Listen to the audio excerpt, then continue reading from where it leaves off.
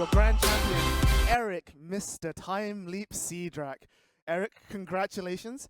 It almost feels like just last week we were commentating BRO, right? I know, right? It's as if we've been here before. Yeah, definitely. But now here we are in person. Not the first time and definitely not the last. Mm-hmm. But yeah, you with an explosive finish, I think is the best way of putting it, clinching the grand finals of VGCS.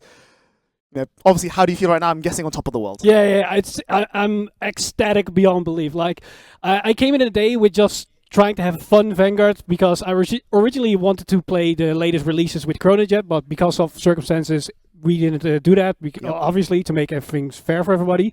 So I asked Echo to lend me one of his decks. He said, take Youthberg, I'm going to play Eva, so have fun, try this. I'm like, okay, sure. And as I think the deck just clicked with me, everything just the entire day. When round one, I lost the first round, so I'm like, okay, obviously this makes sense. I made a crucial error, which one of my players next to me rectified to explain to me what I did wrong.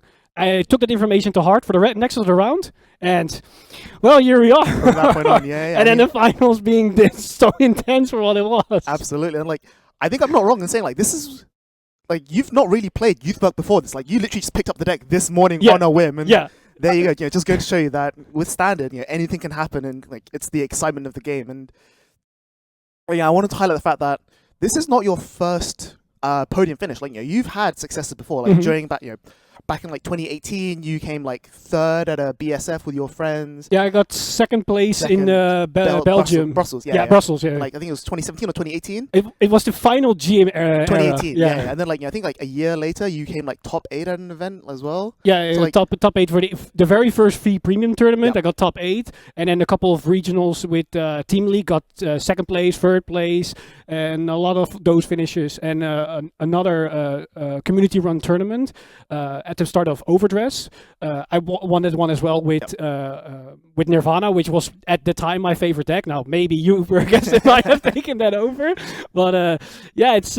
I'm not super consistent on being at this position, but it feels good to be here. Yeah, back again after a long time. So let's take a look at how you went throughout the day then. Obviously, you mentioned you lost round one from having not played the deck before, you didn't know what you were doing, and then you stabilized, by round 4 or 5, it clicked, okay, now I get what I'm going on.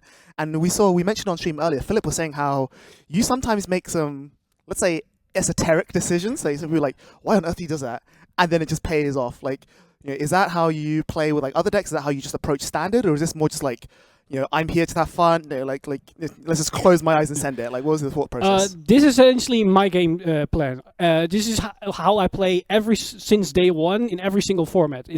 I do calculate a lot of things like, okay, how many triggers are there, or what are my options and chances to have, and because I do that a lot, it just automatically memorizes it and I do it naturally. It's like muscle memory, and the same as knowing my opponent's hand. About 70% of the time, I know about 90% of the cards in my opponent's hands, and subconsciously I will make radical decisions on that, knowing what they can and cannot do, that might look weird if you don't have that knowledge as well. And at the same time, I just tend to go with my gut. The same as what happened in the finals. If you looked at all the numbers, it made absolutely no sense to say all in on the Vanguard on that grid, and I had a gut feeling of, here it is, this is my win option, and I can go in now, and let's close it. Yeah, we were literally just saying, you hit, 4 triggers. You hit 4 triggers on drive checks the last 2 turns. You got a defensive the turn before. You've seen 6 triggers over the last 10 cards. Most people would be like, no way it's going to happen. And you're like, nope, it's going to happen. Yeah. Let's go for it. And yeah, it paid off. And sometimes, it just proves sometimes you just have to trust your gut, definitely. Yeah, the same thing happened in the semifinals that sadly wasn't on the stream. I was against the same person that we saw on stream at the rematch against him.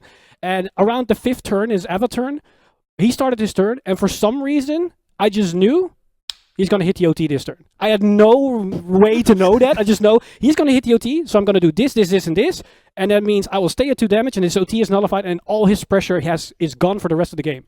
I do that, and the moment he drive checks, I tell him literally, that's your OT. Hits the OT, and he looks at me like, how did you know that? All right. Well, people usually say Psyqualia or predicting the future is a very OTT Genesis thing. But here, you've tapped into the power of Gear Chronicle. You've seen the future that you desire. You're like, here's the timeline I'm in. This is what I'm gonna do. All right, so in that case, we're not going to stay here too long. We're getting towards the end of the day. Everyone wants to go home. I think we're about to wrap up. Anything else you want to say? Any final shout-outs, any comments, anything else for people at home? The only thing I can say is just play Vanguard, enjoy everything. Just go to the tournament, even if you haven't been able to preparize or you don't have a personal deck you can use, you can just borrow it. Just go, try to take everything in, try to learn from every single concept. Don't stay on a loss, just try to learn from it, and then these things will happen. Like Vanguard, you can always change the outcome as long as you believe in the fact that you can win. All right, there you go. Strong words from the champion himself. And of course, do you not want to say, people should subscribe to you on YouTube? Oh, right? yeah, of course. I mean, it's of course this is sponsored by Yellow Card Vanguard. But of course, if you want more of craziness like this, what happened on stream, follow me on Mr. Timeleap on Twitter, or subscribe to Vanguard Insider on YouTube for more of this shenanigans. I say. Yep, there you go. But I think it's a good time to wrap it all up and drop some promos there. But that's fine. We'll get those later. But yeah, present you with your trophy. Congratulations. Thank you very much once more.